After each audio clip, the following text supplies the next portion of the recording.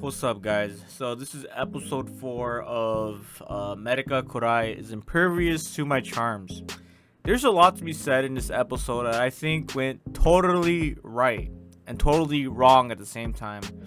And here you can see, the bridge of death. I call this the bridge of death because the legend has it that if boy and girl hold their hands while crossing this bridge, they are bound by love. Now, doesn't that sound fantastic? But at the same time, it's selling you a dream that may or may not happen. If it does happen, that's merely just the exception, and the exception doesn't make the rule. But what makes it worse is that these gals literally believe in this shit.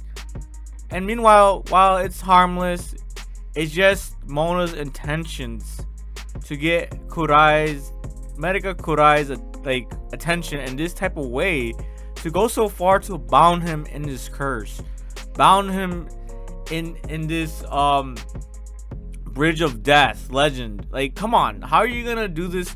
And even here, she can feel that she's probably maybe just stepping her bounds. She's probably, it's like she didn't want to do this, guys. She literally didn't want to do this. And the only real reason she wants to do this is because she wants to win over this guy's attention, because every other guy has her attention. Every other guy will simply simp for her, but not Kawai. So she has to break down his heart. She has to manipulate this dude to even go so far to the bridge of death or the bridge of love, however you want to see it.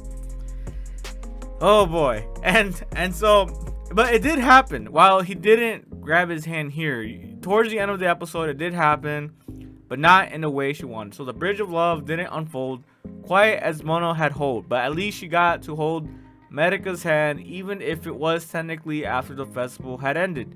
Still, it counts for something, and it was really a cute moment. Yeah, it was an alright moment. My favorite part of the episode was the after party when Mona tried to force an indirect kiss using Medaka's cola. Yeah, that was kind of sketchy. That was kind of sketchy when you think about it. You know what I'm saying? Like, think about it this way. What if a dude did that? What if a guy, did that to a girl's drink? Oh, let me hit a drink. Let me take a hit of your cola, ma'am. Let me take a hit of your cola. Even though you've been ignoring me, even though you haven't been giving me attention, I'm just gonna grab your fucking drink and take a hit, put my germs on it. Oh, here, you want it back? Do you want it back? And I think Kawai handled that perfectly. He said, no, you can keep the rest, man. I don't want your herbs. Holy shit. I don't want your herbs, alright? You can have the rest of the drink. Yeah, that was towards the middle, I believe. Yeah. Yeah, Medaka wasn't interested anymore, but the cola seemed to enjoy it. What? She looked a bit silly, but that just made it even better. Okay, so let's get back to the second half, alright? So yeah, this is the part where he tries to share the drink.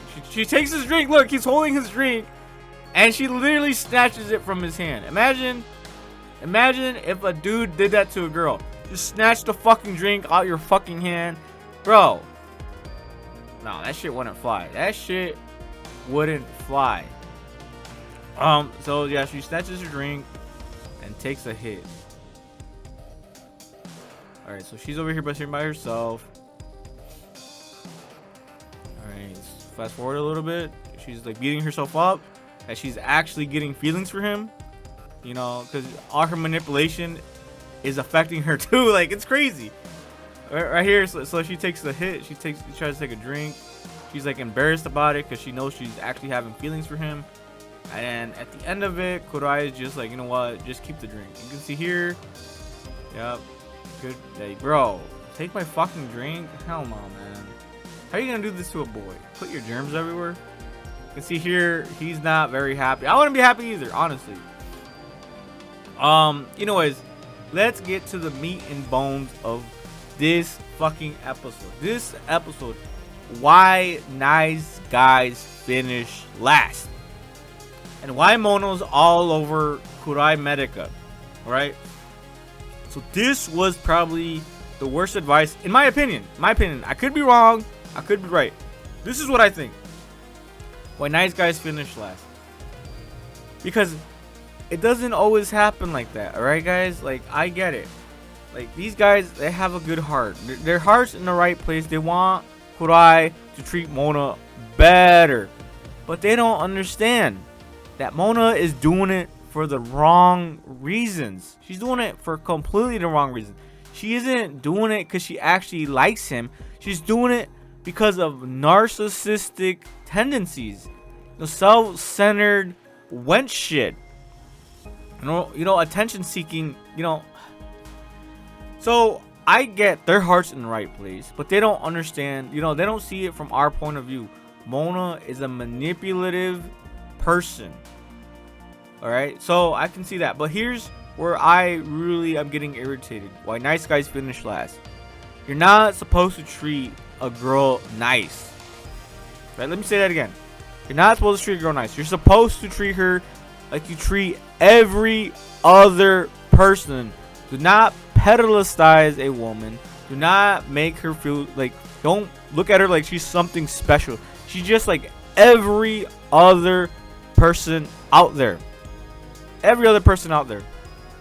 So when you pedestalize a person, that's when they think that they can walk all over you. That's why Mona tries so hard to get Medaka's attention. That's why she's doing this, because she knows that she's not like, he's not just gonna treat her like, how do I say this? Like, he's not gonna treat her like a simp. Alright? So she knows she can't get away with stuff. So she has to put more effort. And that's why you can't pedestalize women. Like, I get that they have the right intentions, but at the end of the day, that's why you shouldn't be nice. You should just be neutral. But yeah, guys, I'm going to leave it right there. I got something to do. Holy.